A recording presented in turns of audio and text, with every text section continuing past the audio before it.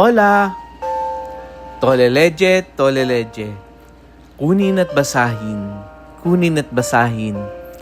Ako po si Kuya Sam Pagaduan, ang inyong kasama sa ating Lumalim at Mamunga Daily Gospel Reflection.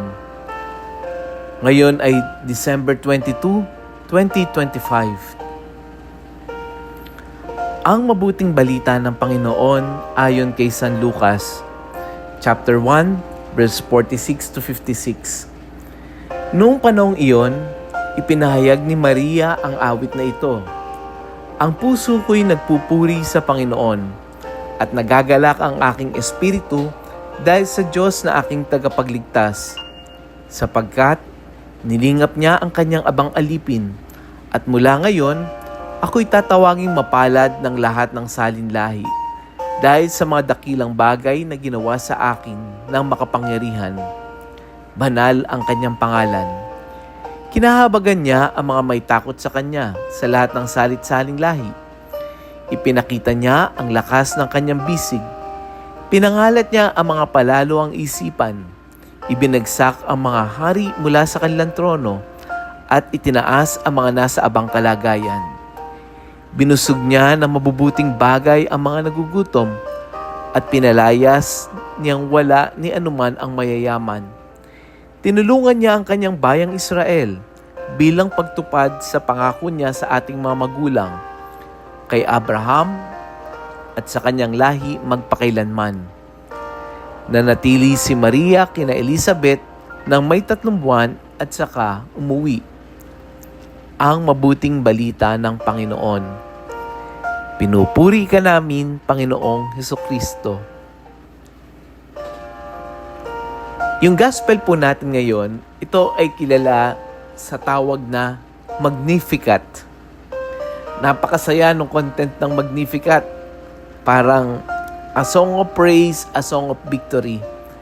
Pero pagka titingnan natin, i-analyze natin, remember, yung situation ni Maria noon, siya ay magdadalang tao pa lang din.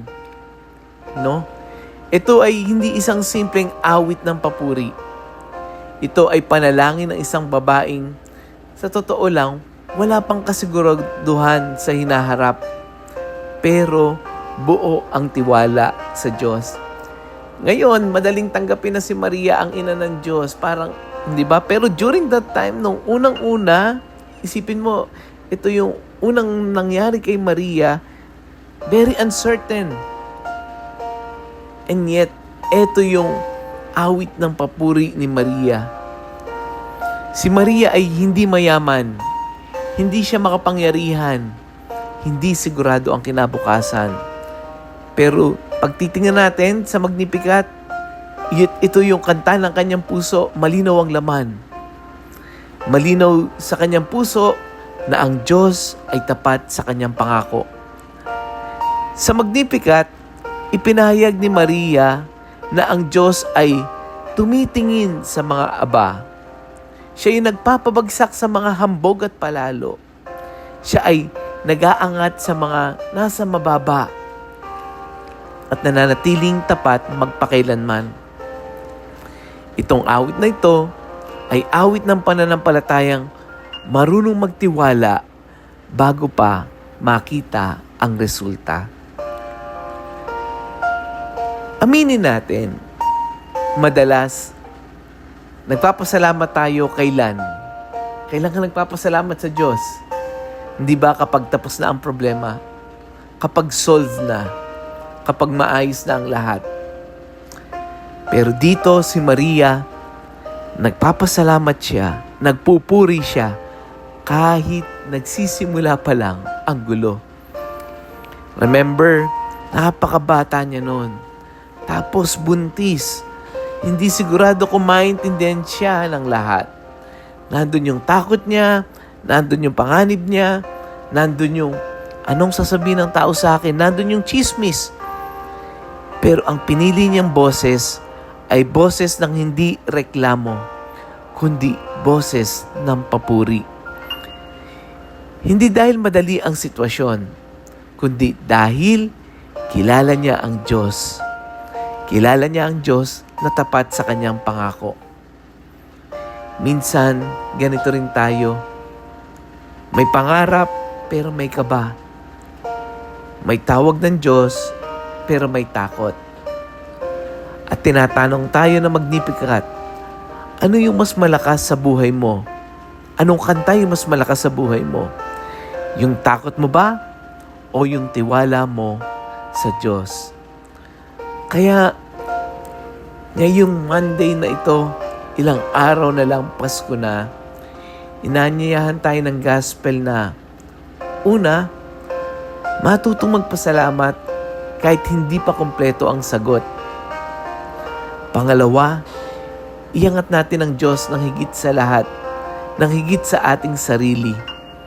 Siya yung purihin natin, whatever situations you have right now. Mas piliin natin na purihin natin ang Diyos dahil ang Diyos ay tapat sa kanyang pangako kaysa sa tayo ay magreklamo. Tulad ni Maria, ang totoong papuri ay hindi lang kanta. Ito ay pamamaraan ng pamumuhay. Gratitude is a way of life. Let us pray. Panginoon, turuan mo kaming magpasalamat kahit hindi pa malinaw yung bukas. Turuan mo kaming magpuri sa iyo kahit Lord, hindi pa bayad yung utang ko. Kahit Lord, hindi pa namin alam ang resulta ng mga medical check-up. Hindi pa namin alam ang magiging bunga ng pag-uusap, ng negosasyon. Tulungan mo kaming magtiwala tulad ni Maria. Hindi dahil madali yung sitwasyon, kundi dahil tapat ka sa iyong pangako. Iangat mo yung aming puso mula sa takot patungo sa papuri, mula sa reklamo patungo sa pananampalataya. Nawa ang aming buhay ay maging isang Magnificat, awit ng papuri para sa iyo. Amen. Kaibigan, baka may kilala ka ngayon na hirap magpasalamat dahil mabigat ang pinagdadaanan. Kung yung gospel reflection na ito ay tumimo sa puso mo, alalahanin natin na ito hindi lamang para sa iyo. I-share natin yung audio gospel reflection na ito sa ating mga kapamilya, sa GC, sa kaibigan. Hindi para ipakita na okay ka, kundi baka may isang taong kailangan makarinig na pwede ka pa rin magtiwala, pwede ka pa rin magpasalamat. Muli, ako po si Kuya Sam Pagaduan, lagi nag-aanyaya. Halina, tayo ay lumalim at mamunga. Lumalim sa pananampalataya at mamunga na mabubuting gawa. God bless us all.